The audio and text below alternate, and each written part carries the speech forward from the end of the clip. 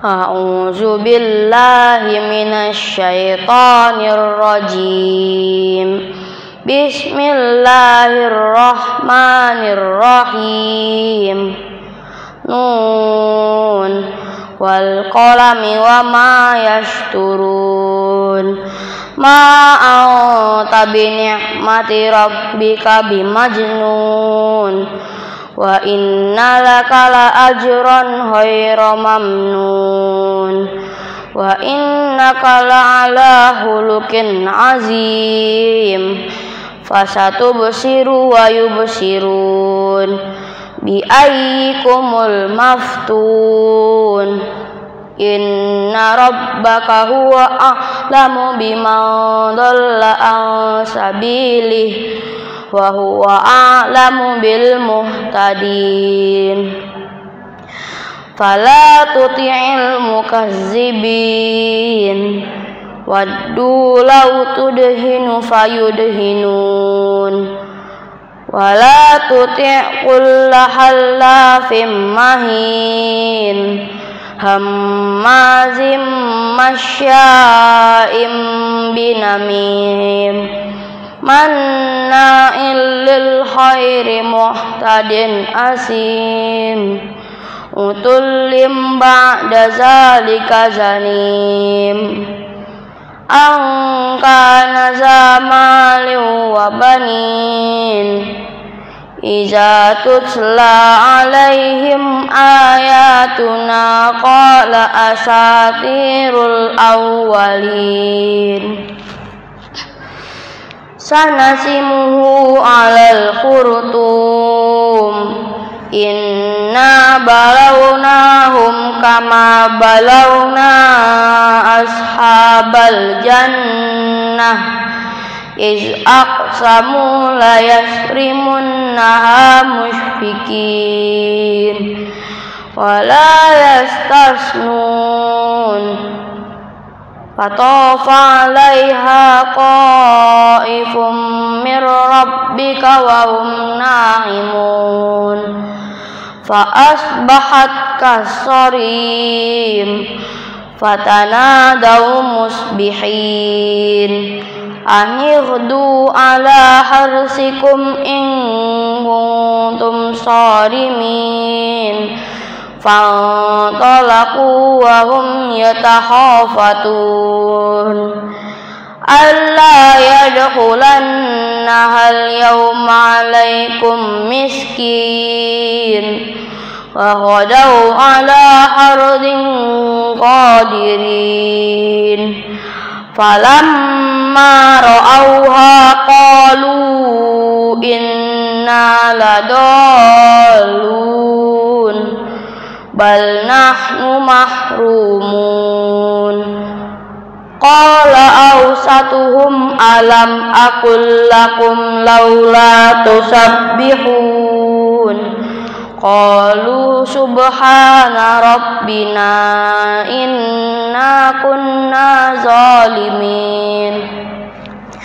Fa aqbala ba'duhum ala ba'di yatalawamun. Qalu ya wailana inna kunna taghin. Asa rabbuna ayyubdilana khairam minha. Inna ila rabbina raghibun. Kazalikal azab. Wal azabul akhirati akbar.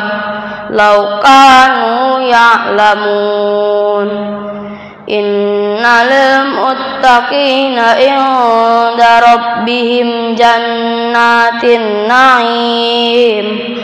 Afanaj'alul muslimina kal mujrimin. Malakum kaifa tahkumun. Am lahum kitabun fihi tadrusun. Inna lakum fihi lama takhayyarun. am lakum aymanun alaina balighatun ila yaumil qiyamah inna lakum lama tahkumun salhum ayyuhum bizalika za'im am lahum syuraka'u falyatu bi syurakaihim in kanu shadiqin yauma yuhshafu an syaqin wa yud'auna ila sujudi fala yastati'un khashi'atan absaruhum tarhaquhum zillah wa qad kanu yud'auna ila sujudi wa hum salimun fazarni wa man yukazzibu bihadzal hadis sanastadrijuhum min haitsu la ya'lamun wa umli lahum inna kaidi matin sanastadrij am tas'aluhum ajran fahum min maghramin musqalun am indahumul ghaibu fahum yaktubun fasbir li hukmi rabbika wala takun ka sahibil huti iznada wa huwa makzum wajtabahu rabbu laula an tadarakahu ni'matum mir rabbih lanubiza bil ara'i wa huwa mazmum wajtabahu rabbuhu faja'alahu minas solihin wa iyyakadul ladzina kafaru la yuzlikunaka bi absarihim lamma sami'uz dzikra wa yaquluna innahu lamajnun wa ma huwa illa zikrul lil alamin sadaqallahul azim. Wassalamualaikum warahmatullahi wabarakatuh. Panik ya. Terima kasih kepada Anda. Mudah-mudahan memberi motivasinya, khususnya Anda tambah lancar, tambah kuat hafalannya, tambah rajin belajarnya, bisa mengamalkan isinya, dan mudah-mudahan semuanya dimuliakan Allah SWT. Berikutnya ada syafa untuk menjaga bacaan surat Al-Mulk.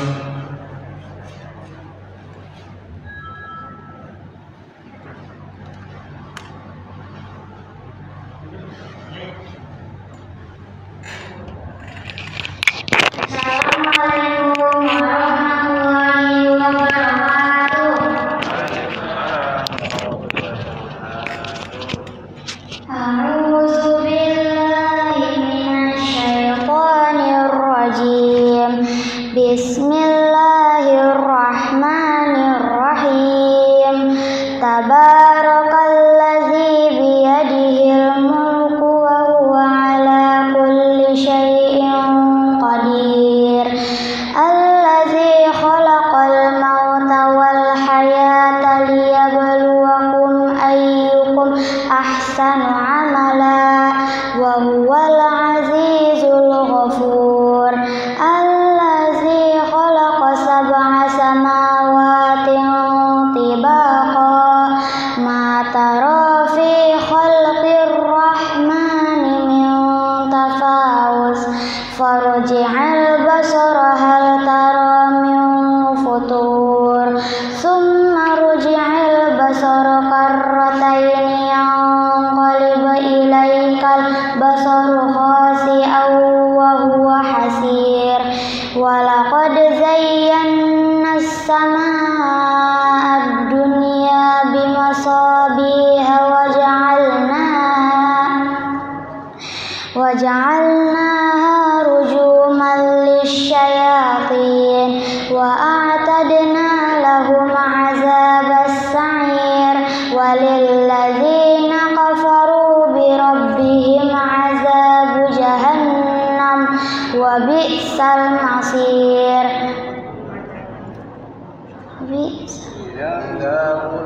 إذا ألقوا فيها سمعوا لها شهيقا وهي تفور تكاد تميز من الغيظ كلما ألقي فيها فوج سألهم خزنتها ألم يأتكم نذير قالوا بلى قد جاءنا نذير فكذبنا وقلنا ما نزل الله من شيء إن أنتم إلا في ضلال كبير. وقالوا لو كنا نسمع أو نعقل ما كنا في أصحاب السعير فاعترفوا بذنبهم فسحقا لأصحاب السعير. إن الذين يخشون ربهم بالغيب لهم مغفرة وأجر كبير. وأسروا قولكم أو اجهروا به إنه عليم بذات الصدور. ألا يعلم من خلق وهو اللطيف الخبير. هو الذي جعل لكم الأرض ذلولا فامشوا في مناكبها وكلوا من رزقه وإليه النشور. أأمنتم من في السماء أن يخسف بكم الأرض فإذا هي تمور أم أمنتم من في السماء أن يرسل عليكم حاسبا فستعلمون من هو في ضلال فستعلمون كيف نذير. ولقد كذب الذين من قبلهم فكيف كان نكير. أولم يروا إلى الطير فوقهم صافات ويقبضن ما يمسكهن إلا الرحمن إنه بكل شيء بصير. أمن هذا الذي يرزقكم هو جند لكم ينصركم من دون الرحمن إن الكافرون إلا في غرور. أمن هذا الذي يرزقكم إن أمسك رزقه بل لجوا في عتو ونفور. أفمن يمشي مكبا على وجهه أهدى أمن يمشي سويا على صراط مستقيم. قل هو الذي أنشأكم وجعل لكم السمع والأبصار والأفئدة قليلا ما تشكرون. قل هو الذي ذرأكم في الأرض وإليه تحشرون. ويقولون متى هذا الوعد إن كنتم صادقين. قل إنما العلم عند الله فإنما أنا نذير مبين. falamma ra'awhu zulfatan si'at wujuhul ladzina kafaru bi wa qila hadzal ladzi kuntum bihi tad'un qul ara'aytum in ahlakani Allahu wa man ma'iya aw rahimana faman yujirul kafirina min azabin alim qul huwar rahmanu amanna bihi wa alayhi tawakkalna fasata'lamuna man huwa fi dhalalin mubin qul ara'aytum in asbaha ma'ukum ghauran faman yatikum bima'in ma'in sadaqallahul azim.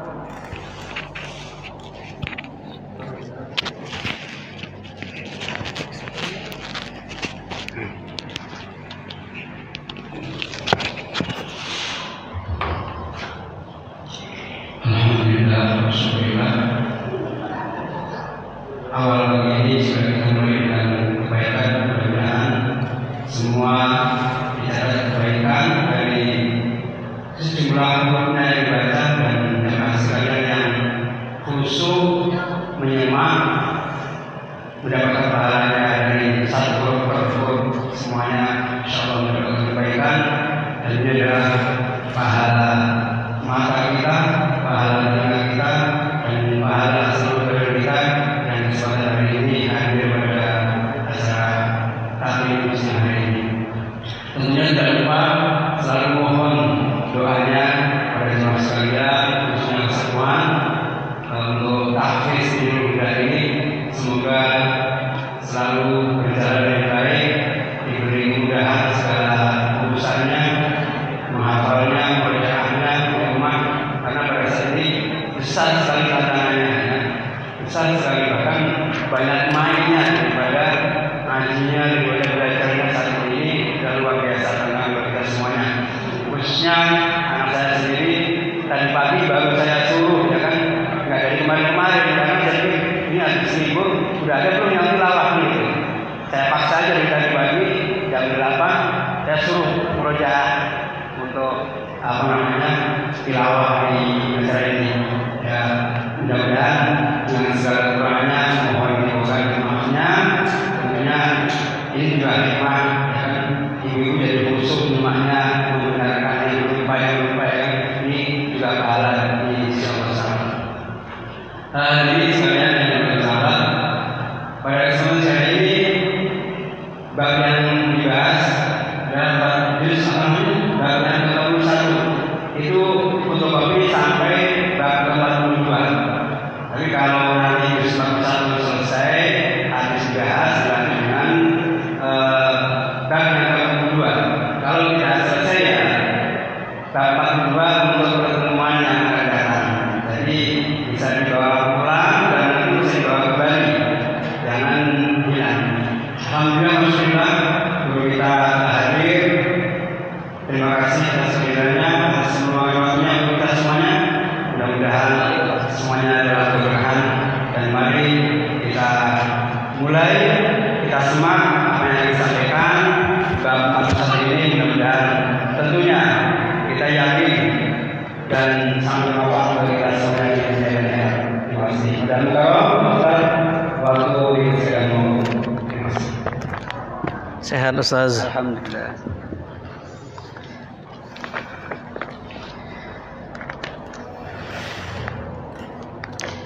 Bismillahirrahmanirrahim. Assalamualaikum warahmatullahi wabarakatuh.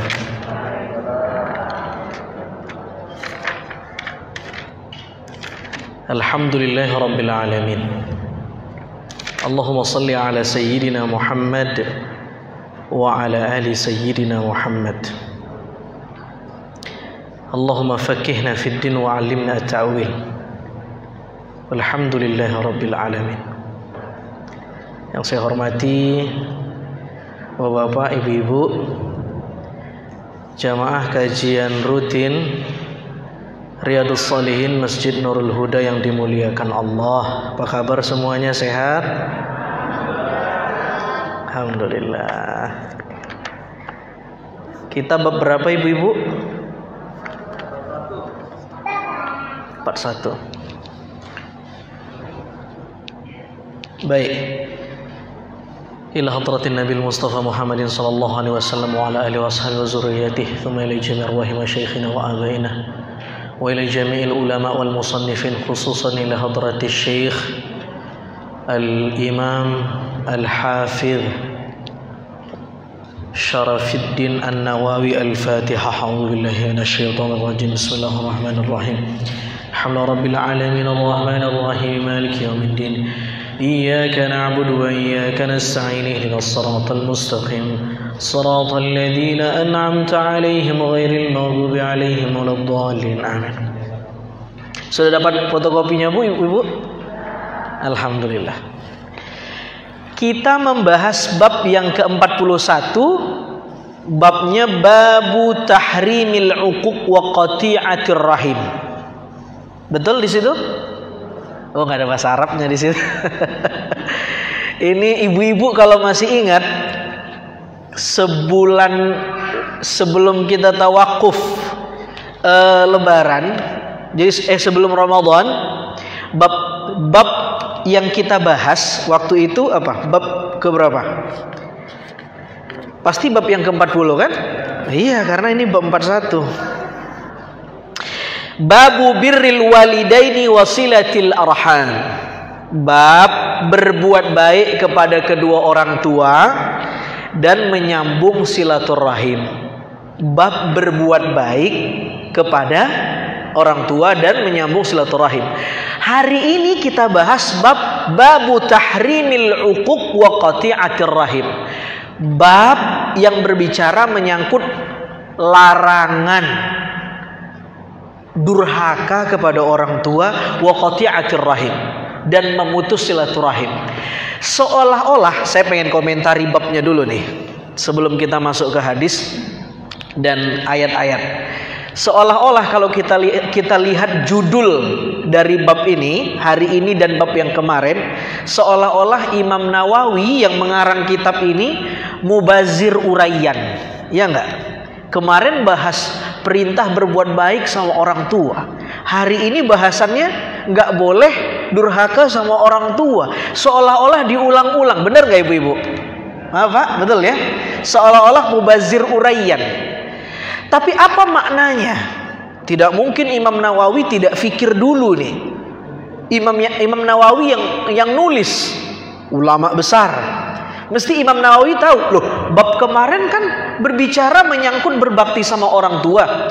Yang sekarang bab haram, larangan untuk durhaka sama orang tua. Kok ini ngulang-ngulang ini? Begini.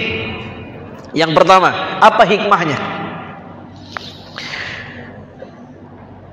Kalau ada larangan atau kalau ada perintah lalu disusul dengan larangan, salah satu maknanya adalah litakid, menunjukkan makna mempertegas.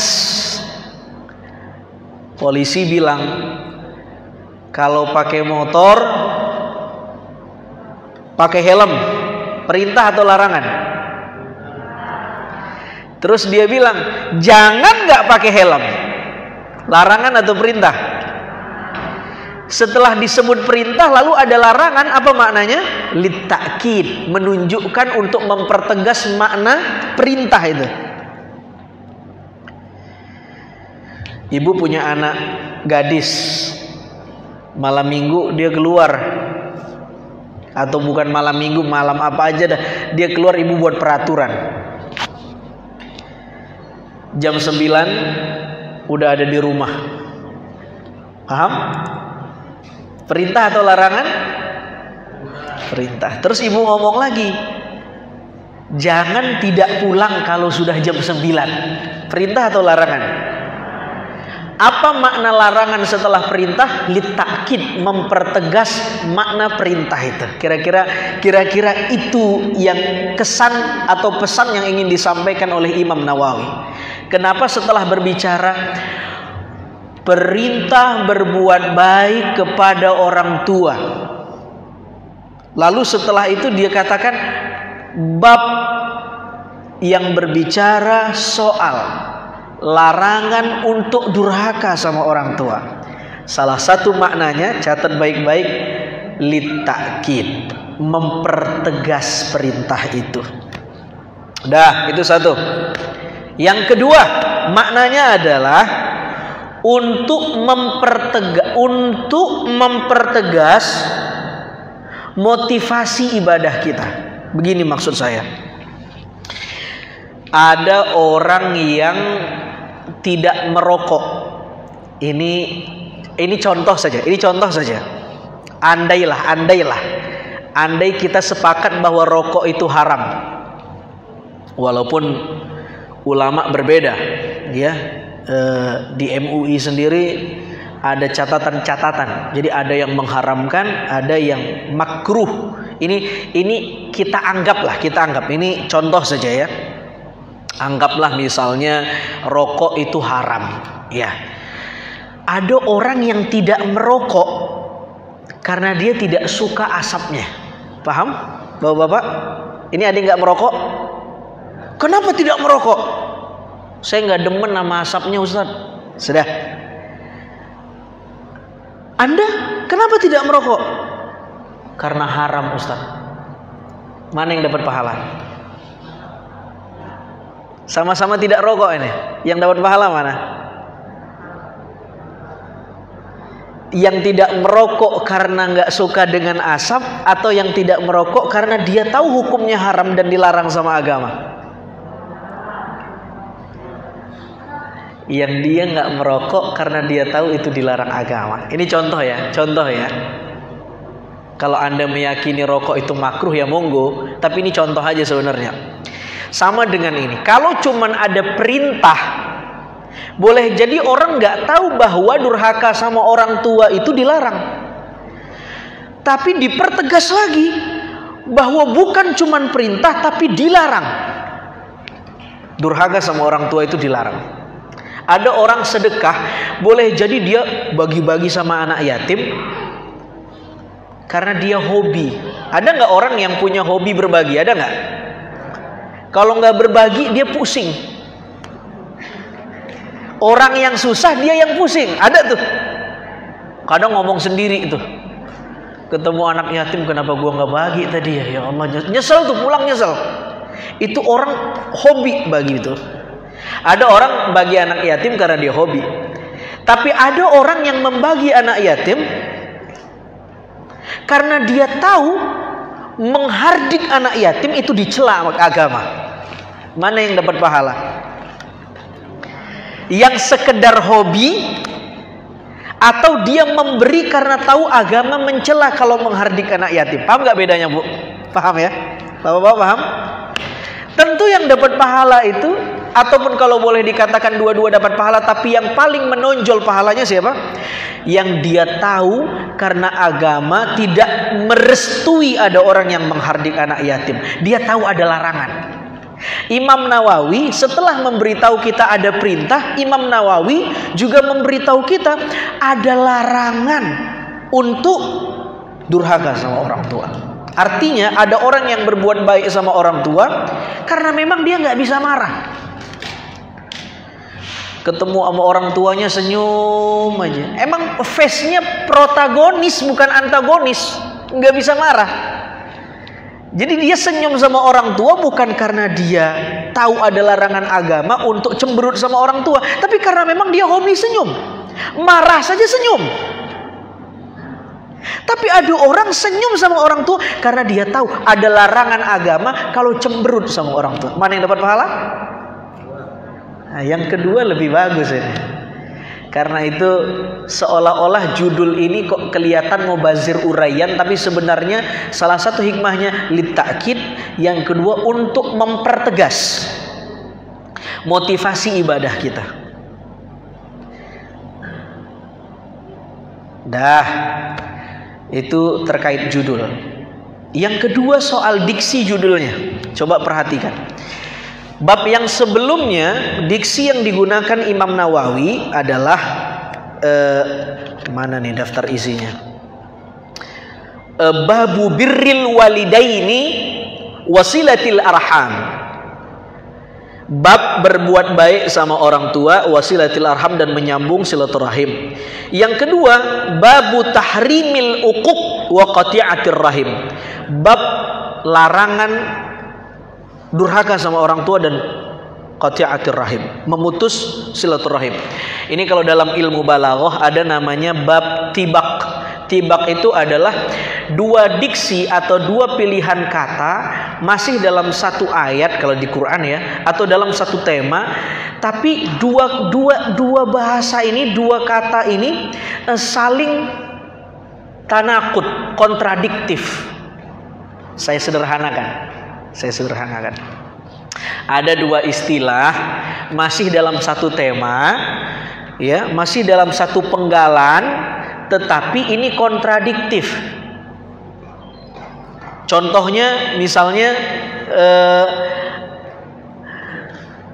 ada pelit, ada dermawan. Ini kontradiktif enggak? Ada senyum, ada cemberut. Ada senang, ada sedih. Ya, ini kontradiktif. Setelah Imam Nawawi menguraikan babu birril walidaini wasilatil arham, hari ini beliau membahas babu apa? Tahrimil uquq wa qati'atir rahim.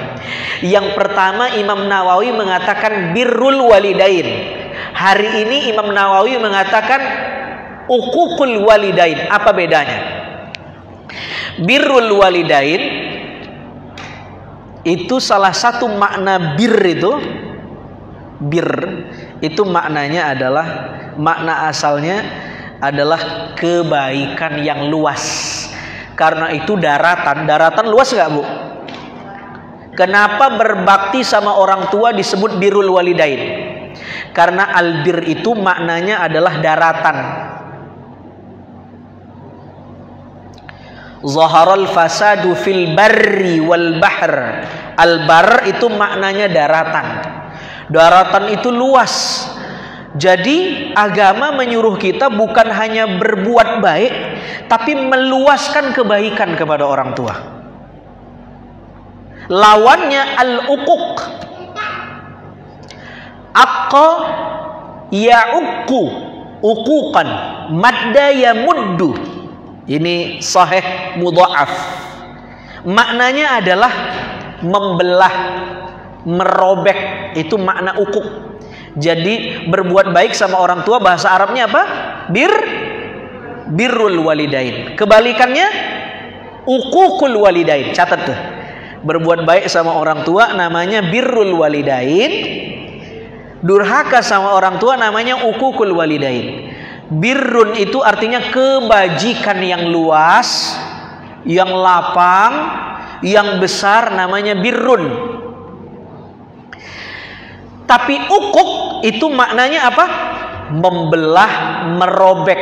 Jadi kalau ada anak yang merobek perasaan ibunya, itu namanya uququl walidain. Kalau ada anak yang merobek perasaan ayahnya, namanya uququl walidain. Jadi uquq itu maknanya apa? Merobek, membelah. Makanya ada istilah batu akik. Itu bapak nih yang tahu nih batu akik. Tahu batu akik? Akik itu bahasa Arab, itu batu akik itu. Kenapa akik disebut batu akik? Karena untuk mendapatkan batu akik, salah satu alat yang harus kita punya apa? Itu batu harus dibelah dulu. Iya enggak? Dilihat mana akiknya. Jadi akik itu bahasa Arab. Karena untuk mendapatkan akik harus dibelah dulu bongkahan batu itu. Baru kita tahu, oh ini batu yang menyimpan mineral yang terkristal, yang disebut batu akik. Punya batu akik Pak? Iya. Yang kaya itu orang Medan. Dia nggak perlu punya batu akik, tapi marganya sudah batu bara. Coba bayangkan itu. Kaya-kaya orang Medan itu. Ibu-ibu, lanjut Bu.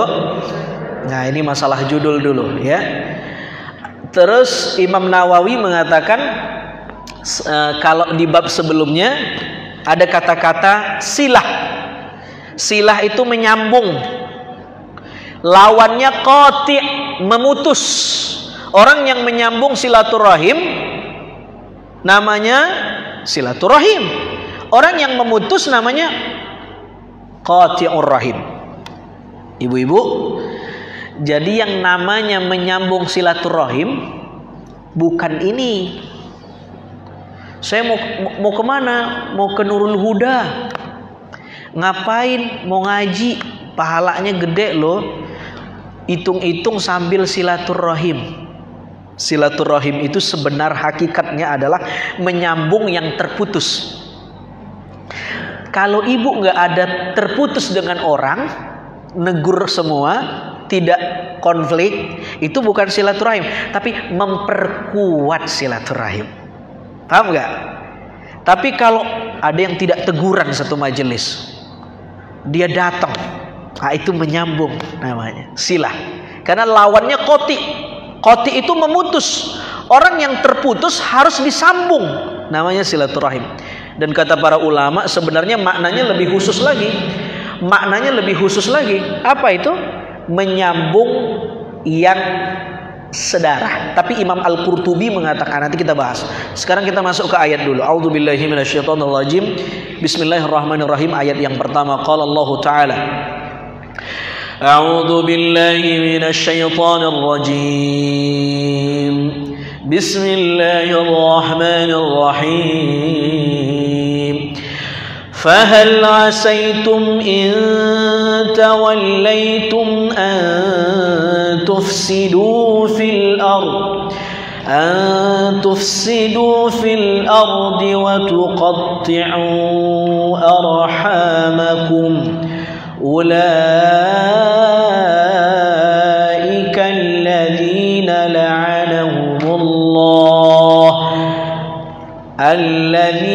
لعنهم الله إلا فأصمهم وأعمى أبصارهم.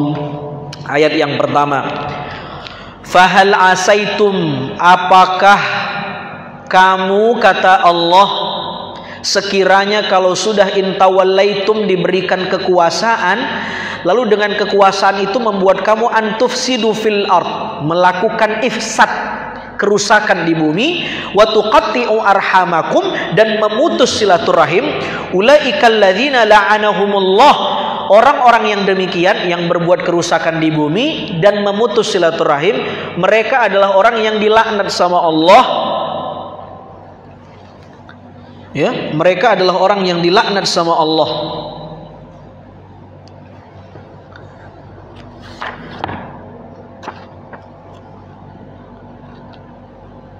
Dan ditulikan oleh Allah Subhanahu wa taala telinga mereka dan dibutakan penglihatan mereka. Ulaikal ladzina la'anahumullah. Oh, ini salah cetak ini. Di sini kok ada kok ada ilahnya di sini. Wah, gawat ini. Ini di kitab saya salah cetak. Ini terbitan apa nih? Saya sering nemuin salah cetak memang di terbitan ini. Rusak sekali maknanya ini. Jadi orang-orang yang memutus silaturahim dan melakukan kerusakan, mereka itu ditulikan sama Allah telinga mereka dan dibutakan mata mereka. Tapi di sini ada ilahnya, makanya tadi saya baca ilahnya. Oh, itu salah ya. Antum buka Quran, Ustaz. Itu Quran. Oh, bukan. Ulaikal ladzina la'anahumullahu fa asammahum wa a'ma absarahum. Enggak ada ilahnya kan di situ? Enggak ada. Nah, ini salah cetak berarti. Ibu-ibu, apa yang bisa kita ambil dari ayat ini? Ayat surah Muhammad 22-23. Jadi Bu, intinya Allah melarang kita untuk melakukan kerusakan di bumi dan memutus silaturahim. Allah nggak suka tuh. Orang yang kayak begini memutus silaturahim lalu membuat kerusakan di bumi, la'anahumullah. Allah melaknat mereka. Tuh. Kalau kita dilaknat sama orang sakit nggak? Sakit? Ini gimana Allah yang laknat? Allah yang melaknat kita. Kalau kita memutus silaturahim, dahsyat loh. Memutus silaturahim dapat laknat Allah. Sebaliknya berarti orang yang menyambung silaturahim dapat rahmatnya Allah Subhanahu wa taala. Jadi nggak boleh melakukan kerusakan di bumi dan memutus silaturahim. Kemarin waktu Ramadan, ibu-ibu, bapak-bapak, saya kerjasama project YouTube sama teman-teman. Ada namanya komunitas pecinta alam, pecinta lingkungan. Saya lupa namanya, Greenpeace kalau saya tidak salah. Itu ada di Instagram juga. Bagus sekali kalau antum bisa ikutin. Itu sama teman-teman surplus. Saya dikasih data kaget ya. Dia bilang, Ustadz tahu nggak,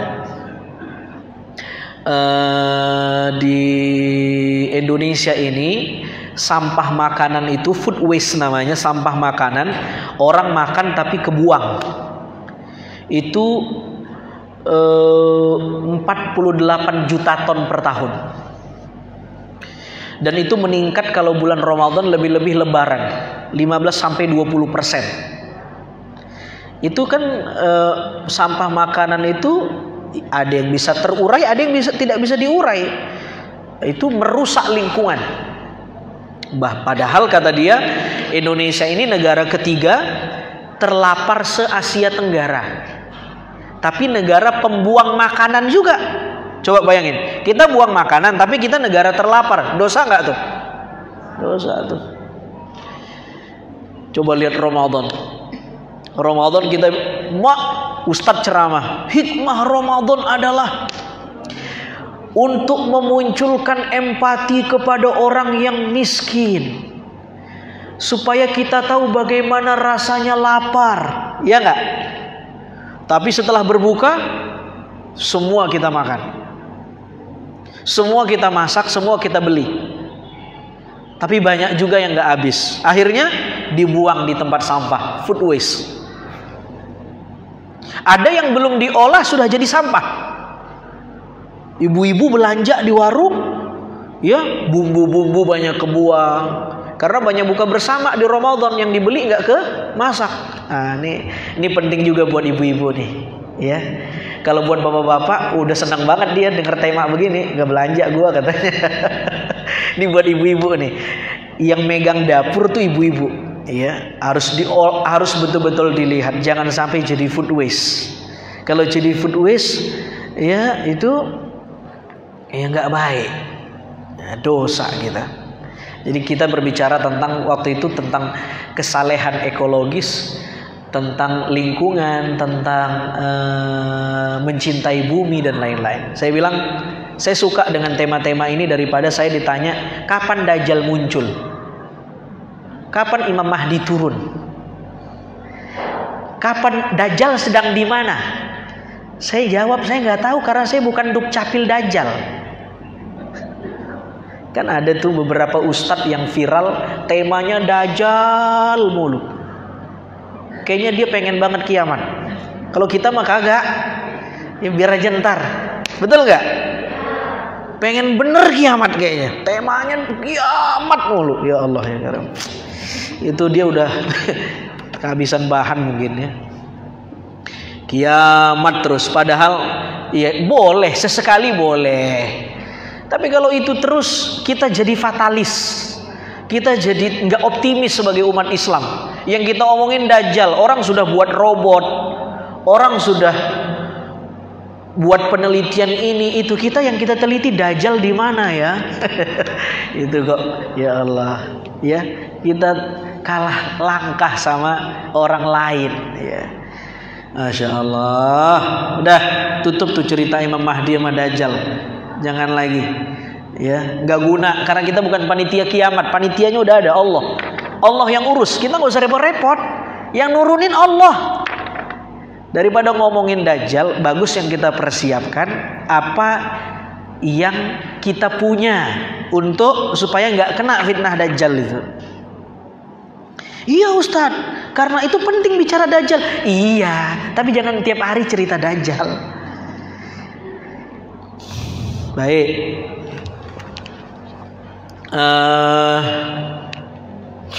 Ya Nabi juga dalam beberapa hadisnya juga ngingetin Dajjal. Tapi kan nggak semua hadis Nabi cerita Dajjal kan? Ya kan, banyak juga. Ini hadis Nabi yang kita bahas kan isinya nggak Dajjal semua. Nanti ada bab kiamat nanti nih di Riyadhus Shalihin ada juga hadis-hadis yang menyangkut Dajjal. Ya, bagi penggemar tema-tema Dajjal jangan lupa datang nanti. Oke, jadi Bu, bapak-bapak kita nggak boleh apa? Berbuat kerusakan. Tuh. Yang kedua nggak boleh memutus silaturahim. Kata Imam Al-Qurtubi, silaturahim ini ada dua. Ada yang lil khassah, ada yang lil ammah. Ada yang khusus, ada yang umum. Maknanya apa? Yang khusus itu silaturahim yang sedarah. Ibu sama kakaknya ibu, bapak sama adiknya bapak. Tuh, itu silaturahim yang lil khassah. Kepada orang tua, kepada bibi, kepada paman itu khassah. Silaturahim khusus. Ada yang lil ammah, umum, tidak sedarah tapi diikat dengan seagama. Nih ibu-ibu nih, ini silaturahim yang lil ammah, memperkuat silaturahim yang lil ammah, memperkuat. Bahkan kata ulama, kalau lebih umum lagi sebenarnya istilahnya ukhuwah. Ada yang ukhuwah seagama, ukhuwah Islamiyah. Satu, yang kedua ada ukhuwah wataniyah, sesama anak bangsa. Dia beda keyakinan sama kita, tapi itu tetangga kita, kita nggak boleh berbuat jahat sama dia. Ukhuwah wataniyah. Ada ukhuwah basyariyah, ukhuwah sekemanusiaan. Kita sama-sama manusia, dia juga manusia, dia punya hak. Satu lagi, ada ukhuwah makhlukiyah. 4. Ukhuwah sekemakhlukan. Jadi sama pohon kita harus jalin ukhuwah tidak? Hah? Ibu-ibu makhluk nggak nih? Pohon makhluk. Makanya ibu-ibu nih orang yang paling demen ukhuwah sama pohon. Ya? Pohon janda bolong dia tanam, pohon macam-macam nih ibu-ibu nih. Bagus tuh. Itu ukhuwah sekemakhlukan. Ada orang yang miara kambing, ada orang yang miara ayam, ada orang yang miara kucing, pecinta kucing, cat lovers.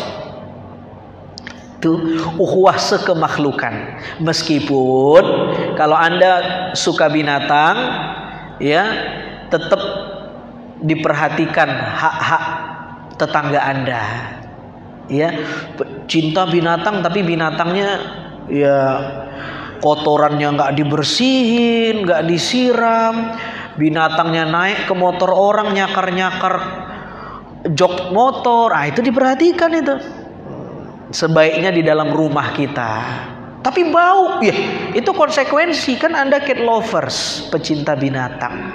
Jangan sampai gara-gara kita menyambung ukhuwah dengan binatang, tapi putus ukhuwah kita dengan tetangga. Ini babnya nih. Paham Bu? Pak?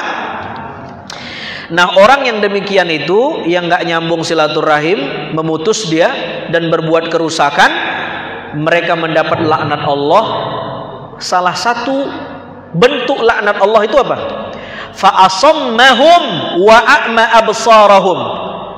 Ditulikan dan dibutakan basar mereka. Perhatikan. Allah menulikan mereka dan membutakan basirah mereka.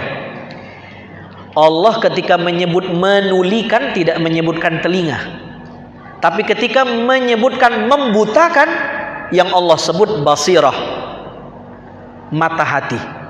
Apa bedanya? Kalau menulikan sudah pasti telinga, betul? Betul nggak?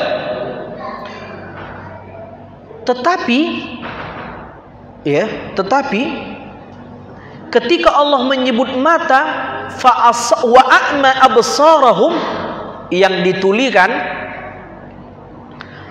basirah mereka. Basirah itu apa? Penglihatan apa? Hah?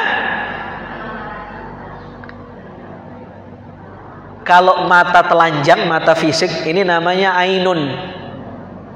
Tapi kalau mata batin namanya basirah. Catat tuh.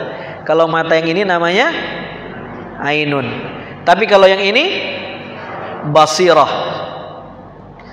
Kalau mata akal ada nggak? Menurut bagaimana, ada orang diwawancara misalnya di TV dibilang, bagaimana Anda melihat kejadian tenggelamnya anak Mas Ridwan Kamil misalnya. Bagaimana Anda melihat? Dia tidak ke Swiss, tapi dia ditanya komentarnya, bagaimana Anda melihat? Sebenarnya yang ditanya penglihatan matanya yang tidak ke Swiss, hatinya atau akalnya. Nah, bagaimana menurut kamu? Paham gak, Bu? Jadi penglihatan itu ada 3. Ada melihat dengan akal, ada melihat dengan kalbu, ada melihat dengan mata fisik. Ainun, mata ini. Basirah, mata ini bisa nazar. Nah, nazar ini juga melihat dengan mata akal. Digabung 3 mata ini namanya syahadah. Apa namanya? Jadi kalau kita bersyahadat, bayangkan itu. Bersyahadat, asyhadu alla ilaha, nggak main-main itu. Berarti orang yang bersyahadat berarti dia harus bisa menyaksikan Allah dengan mata hatinya, merasakan kehadiran Allah. Dia bisa menyaksikan Allah dengan mata akalnya, dia faham sifat 20. Apa yang wajib bagi Allah, yang mustahil bagi Allah, yang jaiz bagi Allah. Dan dia juga bisa melihat Allah dengan mata fisiknya, bukan melihat zatnya, bukan, tidak mungkin itu, mustahil. Melihat kekuasaannya yang terhampar ini. Salah satunya apa? Dirinya ini. Berarti syahadat itu berat nggak? Berat ya. Nah, ini ibu-ibu, jadi yang ditulikan dan yang dibutakan Allah tuh sebenarnya mata dan telinga batinnya, pendengaran batinnya dan mata batinnya. Orang-orang itu, iya, mereka masih bisa ngelihat, Bu, masih bisa dengar. Nazar. Dah, ayat yang pertama. Yang kedua, walladzina yanquduna ahdallahi min ba'di mitsaqih wa yaqta'una ma amara Allahu bihi ayyusala wa yusiduna fil ard ulaika lahumul la'nah wa lahum su'ud dar. Orang-orang yang memutuskan silaturahim intinya dan membuat kerusakan di bumi, mereka itu mendapat laknat Allah, sama kayak ayat yang lalu, dan mereka diberikan tempat kediaman yang buruk nanti. Iya, sebagai bentuk ukubah buat mereka, ya, akibat dari apa yang mereka kerjakan. Ayat yang ketiga, wa qadara rabbuka alla ta'budu illa iyyah wa bil walidaini ihsana imma yablughanna indakal kibara ahaduhuma aw kilahuma fala taqul lahumā uff wa la tanharhumā wa qul lahumā qawlan karīmā wakhfid lahumā janāha dhulli minar rahmah wa qur rabbirhamhumā kamā rabbayani shaghīrā. Ini ayat tentang orang tua. Masyhur. Apa catatan yang penting yang ibu-ibu, bapak-bapak bisa catat? Satu. Ini sudah saya jelaskan di yang lalu sebenarnya, tapi ada beberapa poin yang mungkin kita bisa catat lagi untuk diingat lagi. Ihsan, kita disuruh berlaku ihsan sama orang tua. Apa makna ihsan itu? Mengambil hak lebih sedikit, memberi kewajiban lebih banyak, membalas kebaikan orang dengan kebaikan yang lebih baik, dan membalas keburukan orang kepada kita dengan yang baik. Intinya selalu melebihkan kebaikan dari apa yang orang berikan buat kita. Itu intinya ihsan. Jadi kalau cuman berbuat baik sama orang tua, adil, ibu kita ngasih kita 5.000, kita balas lagi ke emak kita 5.000, itu belum ihsan. ayah kita total selama kita SD, SMP, SMA berapa puluh juta dia keluar duitnya buat nyekolahin kita. Misal 100 juta. Kita bayar sama ayah kita 100 juta. Sudah ihsan belum? Itu masih adil. Di bawah ihsan. Agama menyuruh kita untuk ihsan. Harus lebih dari adil untuk orang tua. Paham gak nih? Masya Allah. Ya Bu ya. Itu namanya ihsan. Ada Pak Ihsan di sini? Imma yablughanna indakal kibara ahaduhuma aw kilahuma fala taqul lahumu uff. Jangan ngomong menyangkal orang tua. Imam Ali bin Abi Thalib ketika mengomentari ayat ini mengatakan, "Lau alimallahu syai'an fil uquq min uffin." Andai Allah mengetahui ada yang lebih rendah daripada ngomong ada kedurhakaan yang lebih rendah daripada sekedar ngomong la haramahu, pasti Allah akan mengharamkan itu. Udah nggak ada lagi kedurhakaan lebih rendah daripada sekedar ngomong Bayangin tuh, andai ada yang lebih rendah, Allah sebutin dalam Al-Quran. Ada anak yang ngomong, Ustadz, tapi kan Al-Quran cuman bilang saya nggak ngomong terus iya saya cuman mukul ayah saya. Kan Quran nggak ngomong jangan pukul orang tua, kan Quran cuman bilang jangan ngomong ngomong aja nggak, apalagi ini namanya kias aulawi, ngomong aja nggak boleh, apalagi pukul orang tua. Tuh, walatan harhuma, jangan membentak mereka. Wa qul lahuma qaulan karima, dan berkatalah perkataan yang baik. Catatan berikutnya, tadi udah 2, yang ketiga catatan berikutnya. Ya, jadi ihsan maknanya itu. Yang kedua tadi tadi itu. Sekarang qaulan karima, ngomong sama orang tua itu harus qaulan karima. Apa qaulan karima itu? Perkataan yang mulia kalau terjemahannya. Tapi qaulan karima itu gabungan dari 3 qaul. Qaulan layyina, qaulan maisura, qaulan ma'rufa, digabung jadi satu namanya qaulan karima. Catat tuh. Ada qaulan maisura, perkataan yang pantas. Kira-kira pantas nggak kita ngomong sama orang tua kayak begitu? Namanya qaulan maisura. Ada qaulan ma'rufa, boleh jadi pantas tapi melanggar adat. Kita punya mertua kita misalnya orang Sunda atau Betawi, sementara saya orang Medan. Beda adat nggak? Boleh jadi yang saya sampaikan menurut adat Medan itu sah-sah aja, nggak kasar. Tapi ketika saya punya mertua orang tua nggak? Orang tua ini ada 2, ada orang tua sebab, ada orang tua nasab. Nasab itu ayah ibu biologis, sebab itu bisa jadi sebab anaknya kita nikahi, itu orang tua sebab. Mertua, ada orang tua sebab karena dia mengajarkan kita, guru kita. Ya, tapi karena beda adat, kita ngomong sakit hatinya. Itu belum karimah, nggak sesuai dengan adatnya. Jadi kita lihat, pantas tidak, sesuai dengan adatnya tidak. Lalu qaulan layyina, lembut. Layyin artinya lembut. Sudah lembut, pantas, sesuai dengan kebiasaan adat, digabung jadi satu, namanya qaulan karimah. Tuh, Insya Allah. Jadi ngomong sama orang tua mudah apa sulit? Sulit ya, qaulan karimah. Makanya ada anak yang dia nggak terlalu mau ngomong sama orang tuanya, bukan karena dia introvert, bukan karena dia tertutup. Saking sulitnya memilih bahasa untuk orang tua itu, dimuliakan. Dahsyat sekali. Lalu ibu-ibu, kita disuruh apa? Wa qul lahuma qaulan karima. Lalu kita disuruh wa qur rabbirhamhuma kama rabbayani shaghira. Kita doa, ya Allah, irhamhuma, sayangi keduanya, kama rabbayani shaghira. Nah, lihat nih. Ayat ini mengatakan kalau orang tua kamu sudah tua, telaten mengurus mereka. Dan doakan, sayangi keduanya sebagaimana mereka menyayangi kamu sewaktu masih kecil. Ini dahsyat nih.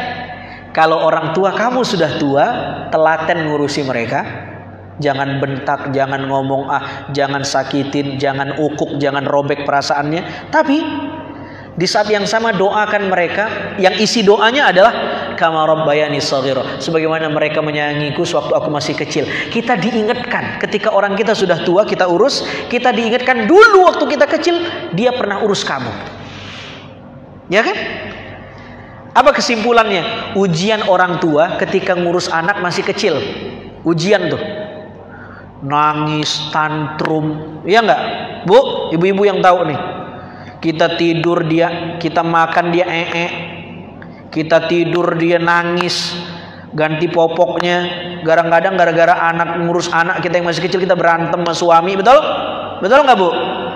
Nah, nanti dibalik sama Tuhan siklusnya. Begitu kita udah tua, gara-gara kita yang udah tua, anak kita bisa berantem sama bininya. Betul nggak? Siklusnya dibalik. Waktu kita masih kecil, gara-gara kita, emak sama ayah kita ribut. Kamu dong, aku aja yang bangun. Kamu tidur mulu, kata istrinya. Kata suaminya, aku udah bangun. Gitu. Ribut. Sudah, anak udah gede. Udah nggak repot lagi ngurusin, sudah punya akal anaknya. Tapi kita yang sudah sepuh, sakit-sakitan, anak bisa berantem dengan pasangan. Nah, anak diingatkan sama Quran. Memang capek ngurus orang tua, tapi ingat, dulu orang tua kamu juga pernah capek ngurusin kamu. Karena itu doakan, irhamhuma kama rabbayani shaghira. Paham gak nih kira-kira, Bu? Masya Allah, dahsyat ya. Ini masih ayat ya. Selanjutnya hadis ya. Sudah jam 11 ya. Ibu-ibu yang dimuliakan Allah Subhanahu wa taala, kita ambil beberapa potong hadis. Wa an Abi Bakrata Nufai ibn al-Harith radhiyallahu anhu qala Rasul sallallahu alaihi wasallam, ala unabbiukum, kata Nabi, mau tidak kamu saya kasih informasi yang penting, urgen, yang harus diketahui banyak orang, namanya naba. Berita itu, berita kalau sifatnya penting dan orang lain belum banyak yang tahu dan harus segera tahu, namanya naba. Apa namanya? Naba. Ini informasi urgen. Peringatan tsunami dari BMKG misalnya, atau Badan Penanggulangan Bencana misalnya. Itu namanya naba, berita penting, menyangkut orang banyak. Tapi kalau berita itu berita yang penting tapi orang sudah tahu sebenarnya. Jaga kesehatan, penting nggak? Tapi orang udah tahu nggak kalau jaga kesehatan itu namanya khobar. Ada lagi berita murahan, gosip yang viral-viral tuh. Ini namanya lahwul hadis. Ada lagi berita tapi isinya legenda, cerita rakyat, dongeng, namanya usturah. Ada lagi fitnah, hoax, namanya hadithul ifk. Ada 5 tuh. Ini menggunakan naba, berarti ini sesuatu yang penting yang harus kita tahu. Mau tahu? Kita baca hadisnya. Ala unabbiukum, kata Nabi, mau tidak saya kasih kamu berita yang penting, besar. Makanya Nabi itu disebut Nabi karena dia penyampai berita yang penting. Bi akbaril kabair, tentang satu dosa besar yang sangat besar. Sudah dosa besar, sangat besar ya. Dosa besar, 3 dosa besar ya. Salatan qulna bala ya Rasulullah, tentu kami pengen tahu, kata Nabi menjawab. Pertama, al-isyraku billah, syirik sama Allah. Yang kedua, uququl walidain, durhaka sama orang tua. Lalu Nabi, sudah berapa disebut Nabi ini dosanya? 1 atau 2? 2 ya. Nabi tadi janjinya 3 kan? Wa kana muttaqian, lalu Nabi nyender, fajalasa, Nabi bangun lagi, ya. Faqala, dan Nabi berkata, ala wa qaulu zur wa syahadatu zur. Satu dosa lagi kata Nabi, ngomong dusta, sumpah palsu. Itu juga termasuk dosa besar.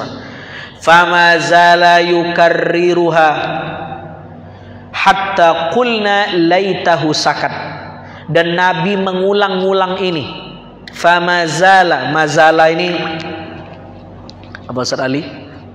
Mazala ini salah satu temannya kana. Itu kalau dalam gramatika Arab ada 13 saudara kana dan saudaranya itu ada yang litaukid menunjukkan makna waktu. Ini dengerin aja Bu ya. Litaukid ada yang menunjukkan makna waktu, ada yang adha, ada asbaha, ada zalla, ada bata, ada amsa. Ada yang menunjukkan makna linafhi, laisa. Ada yang menunjukkan makna litahawul, sara. Ada yang menunjukkan makna libayanil muddah, madama. Ada yang menunjukkan makna lil istimrar, terus menerus. Salah satunya ma fati'a man fakka ma bariha mazala. Ini mazala nih. Maknanya lil istimrar, menunjukkan terus menerus. Nabi ngomong terus, ngomong terus. Nabi ngomong terus. Hati-hati 3 dosa ini, hati-hati 3 dosa ini. Ngomong terus. Sampai-sampai kata sahabat kami mengatakan, mudah-mudahan beliau diam. Karena kasihan melihat Nabi. Capek kalau ngomong terus, sahabat sudah paham. Tapi Nabi mengulang terus. Sebagai takkid lafzi, diulang-ulang. Bahwa ini penting. Jangan syirik, jangan durhaka, dan jangan sumpah palsu. 3 dosa besar. Selebihnya hadis-hadis yang lain ini mirip-mirip, sama juga dosa besar. Yang kedua, jadi yang pertama syirik ya Bu ya. Mungkin kita udah nggak nyembah pohon, kita nggak nyembah macam-macam, kita nyembah Allah. Tapi buat kita nih, buat kita yang orang Islam nih, yang sudah syahadat, yang perlu kita lakukan adalah memurnikan syahadat kita. Kalau melafazkan syahadat kita sudah selesai. Tapi memurnikan syahadat itu harus terus. Saya pun masih. Ibu sudah syahadat? Bapak-bapak sudah syahadat? Sudah syahadat atau sudah berlafaz syahadat? Ibu-ibu sudah syahadat atau sekedar melafazkan syahadat? Mana yang syahadat, mana yang lafaz syahadat? Lafaz syahadat mana? Coba sama-sama kita lafaz syahadat. Asyhadu ilaha wa asyhadu Muhammadar. Ini syahadat atau lafaz syahadat? Usolli fardhu zuhri. Ini niat atau lafaz niat? Niatnya mana? Yang tadi syahadat atau lafaz syahadat? Syahadatnya mana? Para ulama mengatakan fardu syahadat atau syarat sah syahadat itu 2 perkara. Catat baik-baik. Ini biar kita nggak syirik. Yang pertama diikrarkan, dilafalkan. Asyhadu an la ilaha illallah wa asyhadu anna Muhammadar Rasulullah. Dilafalkan. Sudah? Yang kedua ditasdidkan di hati, dibenarkan di hati. Jadi kalau ada orang masuk Islam, dia sudah melafalkan dan dia sudah mentasdikkan di qalbinya, dia sudah Islam belum? Sudah masuk Islam belum? Sudah. Sah nggak syahadatnya? Sah? Kok ragu ini? Sah nggak? Tadi apa syarat sah syahadat? Yang pertama dilafalkan. Yang kedua, bagaimana kalau dia orang yang bisu?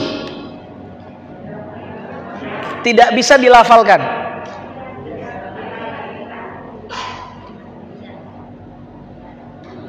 Gimana syahadatnya? Di hatinya. Iya kan? Sekarang sah nggak syahadatnya? Itu masih sah, belum sempurna. Sempurna syahadat 5 perkara. 1. diketahui maknanya. Bukan artinya, tapi maknanya, maksudnya di balik lafal itu. Sudah tahu makna syahadat, ibu-ibu? Asyhadu an la ilaha illallah, bersaksi saya tidak ada ilah yang maujud, yang betul-betul disembah, yang ada, yang ma'bud, maujud dan ma'bud illa kecuali Allah. Ya kan? Yang mana Allah itu? Kan perlu dikaji tuh. Yang disebut Allah tuh yang mana? Ya kan? Itu harus diketahui. Untuk tahu namanya belajar ilmu tauhid. Sudah. Yang kedua untuk sempurna diketahui, yang kedua dilafalkan. Yang ketiga ditasdikkan dalam hati. Yang keempat diyakini. Yang kelima diamalkan, baru sempurna syahadatnya. Ibu-ibu, bapak-bapak bisa cek referensi ini dalam kitab-kitab Melayu, salah satunya kitab Kifayatul Gulam namanya. Iya. Sudah, nanti ada lagi rukun syahadat, 4 perkara. Mengisbatkan zat Allah, mengisbatkan sifat Allah, mengisbatkan afal Allah, mengisbatkan kebenaran Rasulullah. Nanti ada lagi yang membatalkan syahadat. Jadi syahadat kita bisa batal, rusak. Apa yang membuat syahadat kita rusak? 4. 1. Menduakan Allah, al-isyrak billah. Ini tadi yang dibahas. Dia syirik sama Allah. Yang kedua, dia ragu. Dia ragu kalau Tuhannya Allah. Ragu dia. Jadi orang yang agnostik misalnya, dia ragu, ya, itu bisa batal syahadat. Kalau misal dia sudah Islam, tapi dia bilang, gue tinggalin Islam gue dulu deh, gue ingin mencari kebenaran, gue pengen cari Tuhan dari nol. Udah kayak ngisi bensin aja dia, dari nol ya Pak, dari nol. Dia apa? Menyelami Tuhan. Tapi dia menyelami tentang Tuhan sekaligus meragukan Tuhan, nggak boleh. Tapi kalau kita menyelami Tuhan, tapi kita meyakini bahwa Allah adalah Tuhan, boleh. Namanya ilmu tauhid. Tapi ini dia ragu, nggak boleh. Rusak. Yang ketiga, dia menyangkal dirinya dijadikan oleh Tuhan. Dia nggak percaya kalau dirinya ini yang menciptakan Tuhan. Dia nggak percaya. Yang menciptakan ayah saya, dia bilang. Ayah saya dan ibu saya karena ada kerjasama yang baik, lahirlah saya. Dia ngomong begitu. Terus ayah kamu yang ciptain siapa? Ayah-ayahnya saya. Ayah-ayahnya kamu, ayah-ayahnya saya. Terus dia nggak percaya ada Tuhan. Naturalisme. Dia yakin alam ini tercipta dengan sendirinya. Ada orang begitu? Ada. Dia nggak yakin ada Tuhan. Dia nggak yakin dirinya dijadikan Tuhan. Ini batal syahadatnya. Yang keempat, dia tidak mengisbatkan zat Allah.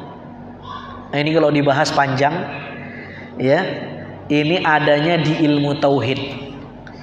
Aqidatul Awam, Tijan Darori, Fathul Majid, Jauharatut Tauhid, Ummul Barahin. Ini karena kalau kita nggak belajar tauhid, iman kita bisa begini. Kamu katanya yang ciptakan Tuhan. Mana Tuhan itu? Tidak kelihatan. Oh, gimana cara jawabnya? Masa kamu menyembah sesuatu yang tidak terlihat? Gimana cara jawabnya? Repot. Kamu bilang Tuhan itu ada. Mana bukti kalau dia ada? Adanya alam ini. Kalau tidak ada alam, repot lagi. Wah, itu dibahas di ilmu tauhid ya.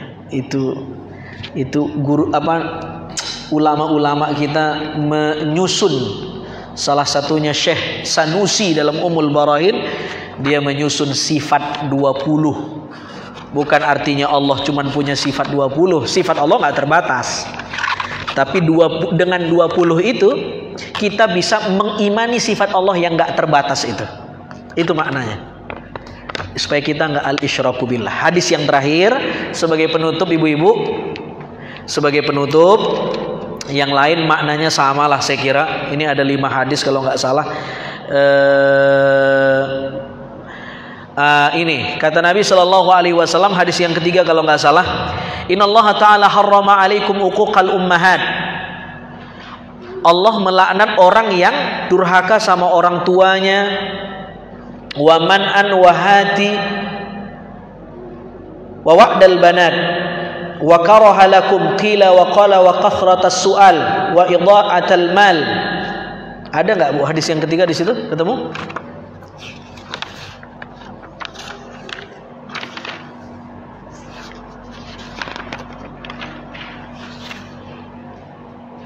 Ketemu Bu?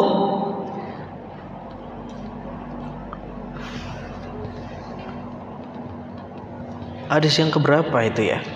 Oh, hadis yang terakhir Ibu. Hadis 340. Allah mengharamkan kamu untuk durhaka sama orang tua. Lalu kemudian meminta hak lebih banyak tapi tidak melaksanakan kewajiban. Allah nggak suka. Tetapi Allah juga mengharamkan kamu menanam anak perempuan hidup-hidup. Ini tradisi orang Arab jahiliyah. Anak perempuan dianggap tidak, anak perempuan itu dianggap tidak lebih mulia daripada anak laki-laki. Jadi kalau ada anak perempuan aib, ditanam hidup-hidup. Allah membenci kata-kata kil wa qal, yakni katanya si anu, ujarnya dari si anu, tetapi tidak ada kepastian, katanya orang, kira-kira begitu. Dan Allah membenci orang yang banyak nanya, menyia-nyiakan harta dan boros. Allah nggak suka. Jadi Allah membenci orang yang semacam ini, membenci orang yang durhaka. Tapi ingat di sini dikatakan Allah juga membenci, melaknat betul ada orang tua yang mengubur anaknya hidup-hidup. Jadi ada nggak orang tua yang durhaka kepada anak? Ini orang tua yang durhaka sama anak nih, zalim nih. Dia kubur anaknya hidup-hidup. Sekarang boleh jadi tidak mengubur anak secara fisik, tapi ada orang tua yang mengubur anak secara mental. Ada nggak?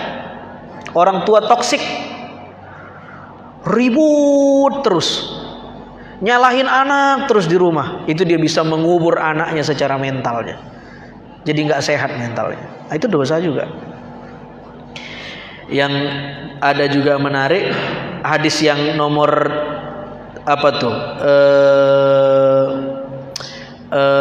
nggak masuk surga orang yang memutus silaturahim 339 sebelum, dan 338 juga menarik, bahwa Nabi mengecam agama ini. Allah mengecam, melaknat orang yang mencaci, melaknat orang tuanya. Ada sahabat nanya, emang ada anak yang berani ngelaknat orang tuanya? Ada. Siapa mereka?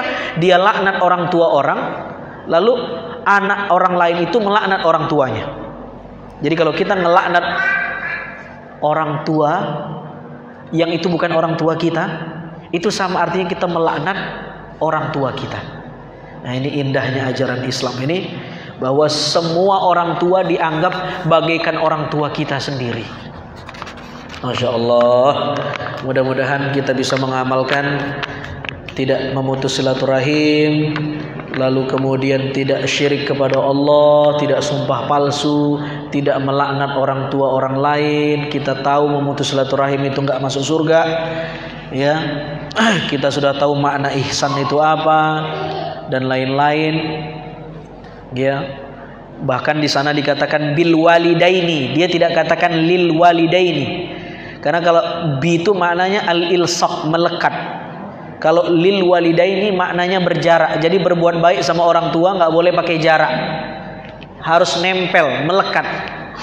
Kita mau berbuat baik sama orang tua, ngirim duit, ngasih duit, tapi titip ya buat orang tua saya ya. Loh, orang tua kamu kok nitip-nitip? Kamu yang antar. Bil walidaini ihsana. Bapak Ibu yang dimuliakan Allah Subhanahu wa taala, ini saya kira kita lanjut nanti bab berikutnya. Kalau kita ketemu insya Allah bulan depan sehat-sehat walafiat. Bab berikutnya itu dahsyat. Babu fadli birri asdiqail ab wal Bab berbuat baik sama sahabatnya emak dan ayah kita. Tuh, sama sahabat emak ayah kita aja kita disuruh buat baik, apalagi sama emak dan ayah kita sendiri. Sama sahabatnya pun kita disuruh berbuat. Wallahu taala alam. Ada pertanyaan barangkali 1 2? Kalau tidak ada saya tutup, silakan. Assalamualaikum warahmatullahi wabarakatuh. Ustaz, ini buka pertanyaan nih. Ada dari jamaah nitip pertanyaan saya.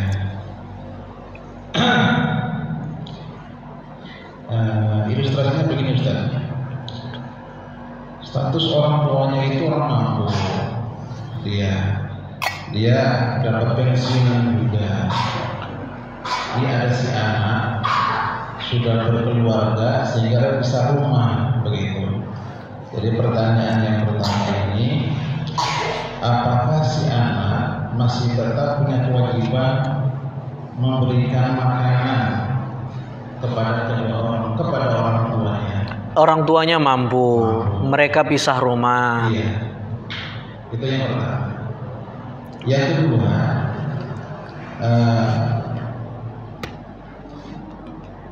bapak dan ibu, ya. Yang kedua punya kontrakan. Nah, yang punya kontrakan itu ibunya, sementara ibunya sudah meninggal. Nah, kemudian siapakah yang lebih berhak atas uang kontrakan itu? Apakah diserahkan kepada ayahnya atau kepada anak-anaknya? Gitu. Yang kedua Ustaz, Yang kedua, ini ibu punya kontrakan. Nah, ibunya meninggal masih ada suaminya.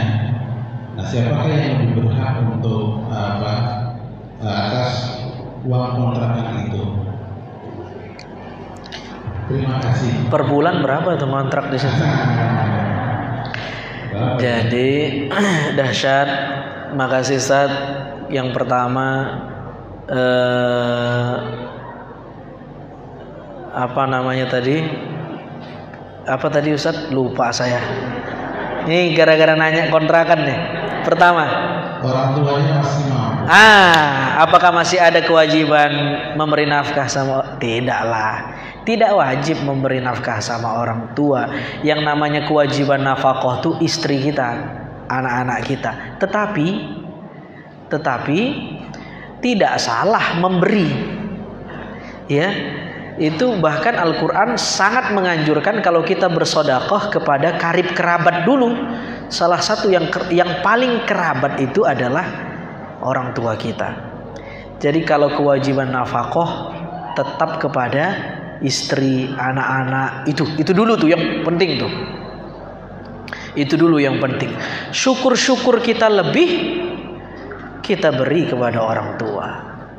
Tapi levelnya ya tidak mesti sampai wajib sebagaimana kita memberi nafkah kepada istri.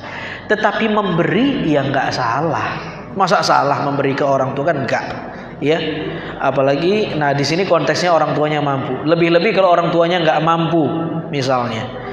Ya ini harus diperhatikan. Jangan sampai dia dermawan sama anak yatim orang, tapi dia lupa memberi sebagian rizkinya kepada orang tuanya. Nah, ini sedekah yang keliru. Andailah setiap orang mempraktekkan cara sedekah sesuai dengan apa yang dikehendaki Al-Quran, memberi setiap kerabat yang dekat dulu baru yang jauh, boleh jadi tidak ada, akan sedikit orang yang miskin. Karena masing-masing kita punya kerabat, betul nggak? Dan masing-masing kita nggak semuanya kaya kan? Ada yang 1 2 yang di bawah kita. Nah kita perhatikan. Andailah setiap orang kayak begitu, boleh jadi akan semakin sedikit orang yang nggak mampu. Itu satu. Yang kedua, menjaga kemuliaan keluarga.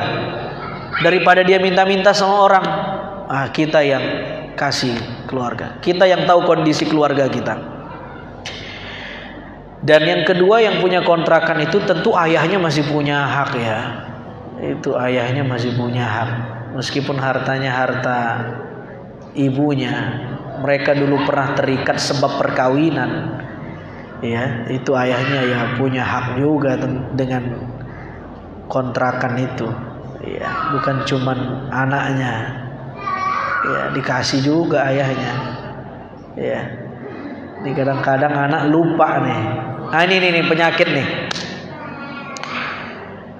Orang kalau udah gede lebih dekat sama emak daripada sama ayah.